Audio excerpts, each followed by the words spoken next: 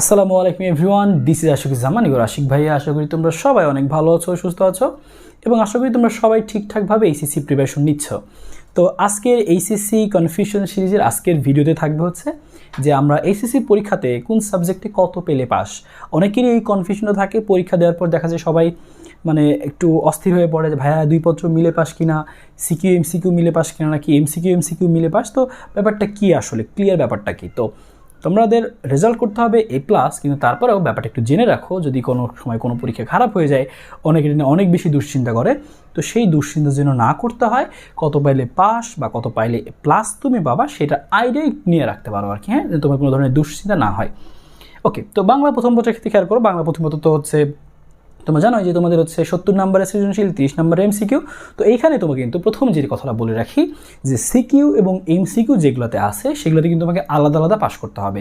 CQ এর জন্য আলাদা পাস এবং এমসিকিউ এর জন্য কিন্তু আলাদা পাস, এটা অবশ্যই মাথায় রাখবা, অবশ্যই মাথায় রাখতে হবে। সিকিউ এবং এমসিকিউ কিন্তু আলাদা আলাদা পাস, 1 নম্বর পয়েন্ট। তারপর 2 নম্বর পয়েন্ট হচ্ছে যেগুলোতে দ্বিতীয় পত্র আছে, মনে করো হচ্ছে physics first paper second paper, chemistry first paper second paper, biology first paper second paper, এরকম যেগুলো আছে একসাথে 2টা পেপার আছে, তো সেগুলো কিন্তু দুইটা মিলে আবার পাস, দুইটা মিলে পাস। হ্যাঁ, তো বাংলার ক্ষেত্রে একটু খেয়াল করো, বাংলা প্রথম পত্র দ্বিতীয় পত্র কিন্তু আলাদা আলাদা পাস এই ক্ষেত্রে আবার। কারণ কি? কারণ এই বাংলা দ্বিতীয় পত্রের মধ্যে জাস্ট 100 নম্বর, 100 নম্বরের মধ্যে 33 পাইলেই পাস। আর বাংলা প্রথম পত্রের ক্ষেত্রে তোমাকে সিকিউ অবশ্যই 23 পাইতে হবে, আর এমসিকিউতে মিনিমাম তোমাকে 10 পাইতে হবে, তাহলে তুমি পাস। 23 আর 10-এ 33 আলাদা আলাদা পাস করতে হবে। বাংলা দ্বিতীয় পত্র গেল। আইসিটির ক্ষেত্রেও দেখো, আইসিটির ক্ষেত্রে যেহেতু তোমার ব্যবহারিক আছে, তো সেখানে তোমার সিকিউতে আলাদা 16 পাইতে হবে এবং এমসিকিউতে আলাদা 8 পাইতে হবে। তুমি যদি সিকিউতে বেশিও পাও, এমসিকিউতে কম পাও, তাহলে কিন্তু আলাদা ফেল আসবে। তোমাকে সিকিউ এমসিকিউতে আলাদা পাস করতে হবে। কথা clear? Physics first paper second পেপারের ক্ষেত্রে আমরা কী মনে রাখবো? ফিজিক্স ফার্স্ট পেপার সেকেন্ড পেপারের ক্ষেত্রে ফিজিক্স ফার্স্ট পেপারেও সিকিউ আছে, আবার সেকেন্ড পেপারেও সিকিউ আছে। তো পাস হচ্ছে সিকিউ পাস, এমসিকিউ পাস। তো খেয়াল করো, এখানে তোমার 50 নম্বরের হচ্ছে সিকিউ, এখানেও 50 নম্বরের সিকিউ, মোট হচ্ছে 100 নম্বর। তাহলে এই 100 নম্বরের মধ্যে তোমাকে পাইতে হবে 33।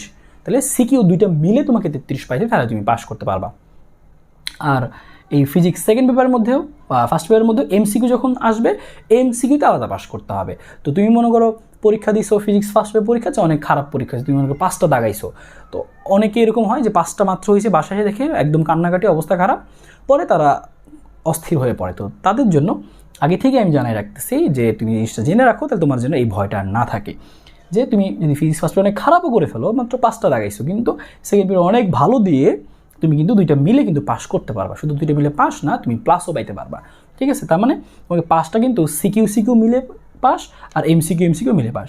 সিকিউ পাইতে হবে 33 physics first paper second paper, এবং ফিজিক্স এমসিকিউর মধ্যে ফার্স্ট পেপার সেকেন্ড পেপার এমসিকিউতে দেখো এমসিকিউ 1 এমসিকিউ 2 লিখছি, মানে ফার্স্ট পেপার সেকেন্ড পেপার মিলে তোমাকে 8 8 16 বা তোমার মধ্যে পারে যে 2 আর 14 পাইছো, তাও পাস, সমস্যা নাই, তাও পাস হয়ে যাবে।